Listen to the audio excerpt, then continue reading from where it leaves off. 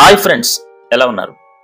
ఒక రాజ్యంలో ఒక రాజు చాలా రోజుల నుంచి యుద్ధంలో ఓడిపోవట్లేదంటే ఆ మహామంత్రి అని మంత్రిని పిలిచి అడిగితే మంత్రి అన్నాడు, ఏముంది మహారాజా, ఒక భటుడు ఉన్నాడు.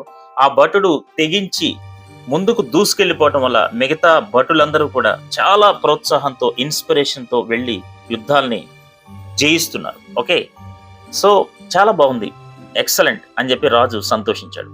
కానీ ఆ భటుడికి సడన్ గా కత్తి తెగి ఇన్ఫెక్షన్ అయ్యి ప్రాణాపాయం మీదకి వచ్చింది. ప్రపంచవ్యాప్తంగా ఉన్న వైద్యులందరినీ పిలిపించండి, ఎట్టి పరిస్థితుల్లో ఆ భటుడికి ఏం కాకూడదు అని చెప్పాడు. చెప్పి ఆ భటుడికి ప్రాణాపాయం లేకుండా చేసి 6 నెలలు బెడ్ రెస్ట్ ఇచ్చి తనకి ఎన్నో పురస్కారాలు ఇచ్చి చాలా చాలా జాగ్రత్తగా భటుడిని కాపాడుకున్నాడు.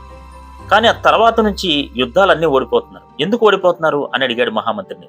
అప్పుడు మహామంత్రి అన్నాడు, ఏముంది రాజా, ఆ భటుడు రావట్లేదు అన్నాడు. ఎందుకు రావట్లేదు అన్నాడు.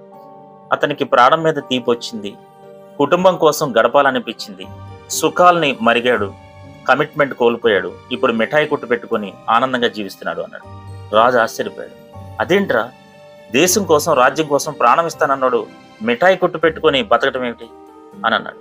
చూసారా ఫ్రెండ్స్, ఒకప్పుడున్న మోటివేషన్ ఎప్పుడూ ఉండకుండా ఉంటూ ఉంటుంది. కాబట్టి ఎప్పటికప్పుడు మోటివేషన్ని స్థిరంగా మనం పెట్టుకోవటం చాలా ఇంపార్టెంట్. Thank you.